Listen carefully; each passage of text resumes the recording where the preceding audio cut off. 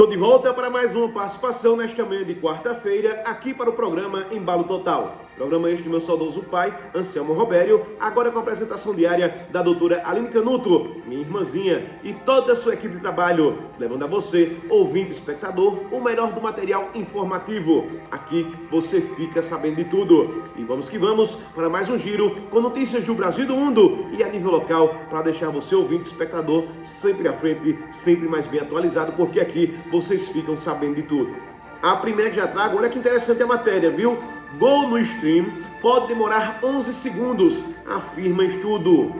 É isso mesmo, senhores e senhoras. Um estudo exclusivo encomendado revelou que a TV aberta, quando comparada ao stream, ela continua trazendo a melhor experiência para o torcedor que acompanha o futebol ao vivo. Testes controlados, realizados durante uma partida de futebol ao vivo, revelaram que o sinal transmitido por antena, ele chegou ao telespectador cerca de 11 segundos antes da mesma imagem distribuída por plataformas de streaming. A análise foi conduzida pela Broadcast Academy, empresa especializada em engenharia de transmissão. Os técnicos compararam diferentes formas de distribuição do mesmo sinal e mediram o tempo necessário para que a imagem captada pelas câmeras chegasse ao público. Para isso, foi utilizada uma metodologia conhecida como Glass to Glass, que calcula o intervalo entre a captação da imagem para a lente da câmera e a reprodução nas telas, seja da televisão convencional ou de monitores. Os resultados colocaram a TV aberta na primeira posição entre as tecnologias avaliadas. O satélite ele apareceu logo atrás. O streaming ele foi o último a exibir a mesma imagem. Diga-se de passagem, senhores e senhoras, que realmente é chato você estar, por exemplo, numa partida de futebol e quando sai o gol, pelo menos no meu caso, o vizinho grita primeiro, ixi Maria, ou então o celular apita primeiro, mostrando que teve gol ou lance de gol na partida. Realmente isso aí não é bom não. E agora na Copa do Mundo, viu? Mas enfim, mais etapas e mais atrasos, ainda continuando a matéria. A internet ela é frequentemente associada à sua velocidade, Mas quando falamos em transmissões ao vivo, o cenário muda, uma vez que o mesmo sinal ele precisa percorrer mais etapas até chegar ao espectador. Na TV aberta, o caminho é relativamente simples, segundo a conclusão do teste. Depois de captado pelas câmeras, o sinal é processado e transmitido por ondas eletromagnéticas até as antenas dos telespectadores. É uma estrutura desenvolvida justamente para reduzir atrasos, sem perda de qualidade. Já no streaming, o conteúdo passa por uma série de processos antes de aparecer na tela. O vídeo precisa ser codificado, compactado, distribuído por servidores, processado pelo aplicativo e também pelo aparelho utilizado pelo público. Atraso ainda pode ser bem maior.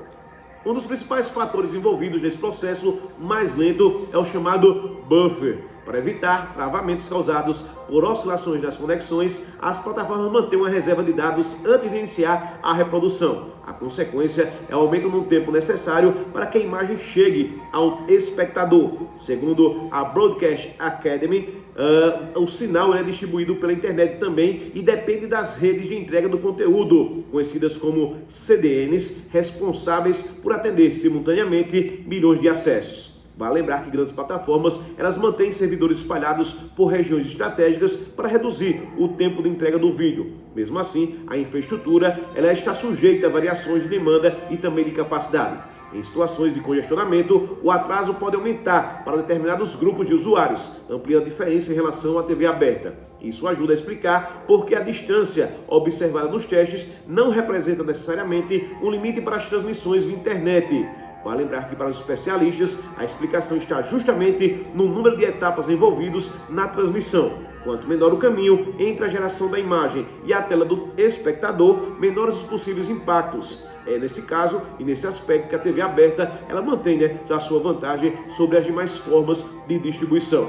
Por fim, o estudo ele conclui que, enquanto o streaming prioriza estabilidade e capacidade de atendimento simultâneo a milhões de usuários, a transmissão para a TV aberta continua oferecendo o trajeto mais direto entre câmera e o telespectador.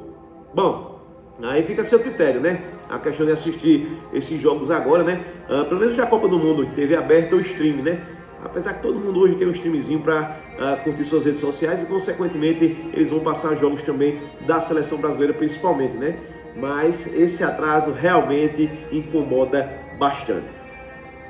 Notícia que trago agora do esporte. Rapaz, João Fonseca, ele perde para Tcheco Mesic e cai nas quartas de final de Roland Garros. Rapaz, ontem eu torci bastante pro João Fonseca, viu? Pense num brasileiro arretado no tênis que está surpreendendo bastante, tá? A gente, nação brasileira, que talvez não dê tanta importância ao tênis brasileiro, mas esse cara, ele joga bastante, né? Infelizmente ontem não teve jeito. Tentou de todas as formas, né? O João Fonseca, para quem não sabe, ele derrotou, né? Para chegar até as quartas de final de Roland Garros, Djokovic, né? Ele que é um fenômeno do tênis mundial. Chegou ao fim a melhor campanha de João Fonseca em um Grand Slam. Ontem, terça-feira, novamente sob os olhares do tricampeão Gustavo Kuerten, o tenista de 19 anos, número 30 do mundo, voltou à quadra. Ele que foi para disputar as quartas de final em Roland Garros. Não faltou luta, mas o brasileiro acabou superado por outro membro da nova geração do tênis, o tcheco Jakub Mesic, de 20 anos, ele que é o 27º na lista da ATP. A partida teve placar de 3-0, com parciais de 6-4, 6-3 e 7-6. Em 2 horas e 44 minutos de partida. Na próxima fase, Mesic medirá forças com Alexander Zverev, ele que é o terceiro melhor tenista do ranking e grande favorito ao título em Paris. O jogo de ontem, ele teve condições diferentes das habituais em Roland Garros. A chuva que caiu em Paris fez com que a organização do Grand Slam ele decidisse fechar o teto do Philippe Chatrier. Por isso, a quadra ficou um pouco mais pesada e a bola correu com menos velocidade. Fonseca, ele não conseguiu se adaptar tão bem ao cenário, cometeu muitos erros e viu Mesic ter grande atuação para garantir uma vitória dominante. Ontem, eu achei a partida, diga-se de passagem, deu tudo certo para o abençoado desse Mesic, viu? Pelo amor de Deus, o que João Fonseca tentou diferenciar nas colocadas de bola e esse Mesic salvava tudo, pelo amor de Deus, viu? Mas mesmo com a eliminação, Fonseca se colocou entre os 8 melhores tenistas de um Grand Slam pela sua primeira vez. O jovem ainda levou o Brasil de volta às quartas da chave masculina dos simples de Roland Garros depois de 22 anos. O último a conseguir o feito tinha sido o tricampeão Gustavo Kuerten, exatamente no dia 2 de junho de 2004. Entre as mulheres, Haddad Maia, ela foi semifinalista da edição de 2023. Para alcançar as quartas de Roland Garros, Fonseca passou, por Pavlov e também pelo croata Dino Prizic nas 2 primeiras rodadas. Depois de uma batalha épica, o brasileiro superou o sérvio Djokovic, dono de 24 títulos de Grand Slams. Apenas, tá? Nas oitavas, João dominou o norueguês Ruud, 2 vezes vice-campeão em Paris e chamado de Príncipe do Saibro, que por ter a questão do piso em sua especialidade. Por causa das vitórias em Roland Garros, João Fonseca ele subirá no ranking da ATP. A atualização em tempo real mostra o brasileiro em 25º lugar, mas a situação ainda pode mudar dependendo de outros resultados do Grand Slam francês. O que já está garantido é o fato de João se tornar o melhor sul-americano na lista, acima do argentino Francisco Cerúndolo. O próximo torneio do calendário de João Fonseca será o ATP 500 de Halle, que começa no dia 15 de junho. Ainda neste mês, o brasileiro disputará o ATP 250 em Ostbourne, uma competição antes de Wimbledon. E sorte para ele, que levanta a camisa brasileira, e representa o nosso país. E diga-se passagem muito bem, viu? Parabéns para ele.